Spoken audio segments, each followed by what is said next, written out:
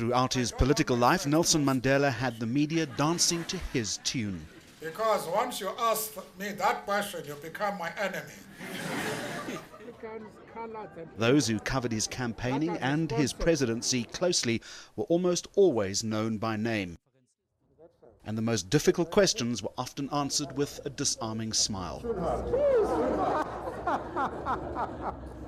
No, that would be treason, you know. Mandela's relationship with the media was defined from the first official news conference after his release. Well, one's first impressions as a journalist was astonishment at the fact that he knew the names of all the journalists and already had a very internalized sense of what the different journalists' viewpoint was and their standpoint. So that was quite disarming, quite flattering on the one hand. You know that Nelson Mandela should know who you are. When Mandela hit the campaign trail before the historic '94 election, he was already a master media strategist. He knows when to talk, when not to talk. He employed good people around him. His bodyguards were told, smile when you push the people. So I mean, even they were doing his good PR. But the difference is with Nelson Mandela is that he is the embodiment of what he preaches. So he doesn't pick up a baby to get a photo. He does genuinely love children. He knew how to play the media and he loved the media. He, for example, didn't believe in what sometimes is called a photo opportunity, where journalists would come and they would only take pictures and they wouldn't be allowed to ask any questions. So he liked to converse with the media and so on. And when he came into a room and he had read something, he would come to you and either compliment you or correct you without you anticipating it. So because of his disarming nature and the awe with which he was regarded, did that mean tough questions were never asked of the man who said bluntly in his 2010 book, Conversations with Myself, that he was no saint? There is no objectivity. I can tell you that when it comes to Nelson Mandela. I mean, I remember being hauled by you, who were my editor then, and by Chris, my editors at the time, hauled me in and said to me, listen, Deborah, you know, you need to be a bit more critical. It was hard to cover him objectively. It was hard not to be in awe of him.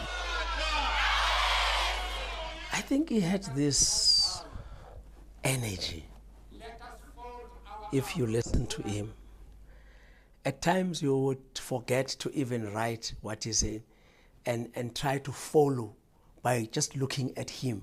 The transformation is the result of the collective effort of every South African, including you here.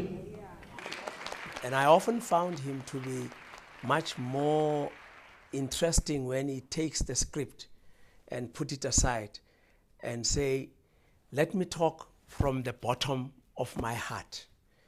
And when he talks from the bottom of his heart, that's where the message was much more, you know, amazing. In recent times, the freedom of the press debate in South Africa has been intense. It's been challenging and vigorous, with the ANC often complaining that criticism of the party has been unfair and part of a wider agenda. I didn't know you would be so many. But Mandela himself believed that an independent and investigative press was the lifeblood of any democracy. He acknowledged the very important role that the media plays in society in terms of not only providing information but being a eyes and ears and watchdog of the society. He was very strong on that. He felt that a politician and a public figure should be able to take criticism in order to ensure that there was a healthy political dialogue and a healthy society. Perhaps one area that Mandela guarded from the media was his personal life. You know, I was already a veteran journalist then. I had reached and passed retirement age.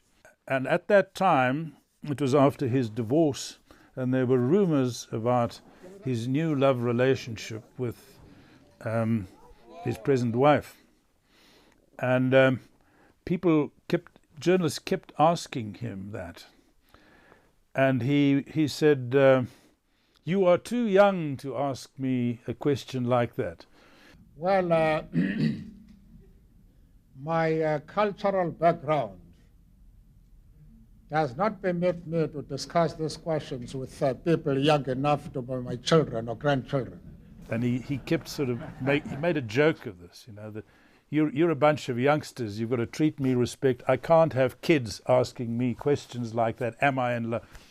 And I said, now, Mr. President, I'm a little bit older than these other youngsters. So do you think that I am entitled to ask you this big question? And he looked at me and he grinned and he said, yes, I will tell you I am in love. Mandela's relationship with the media was open, honest and always rich in sound bites, something few modern politicians have been able to achieve. Ladies and gentlemen, I hope you'll appreciate the pain I have gone through. And I now end this interview. Thank you very much.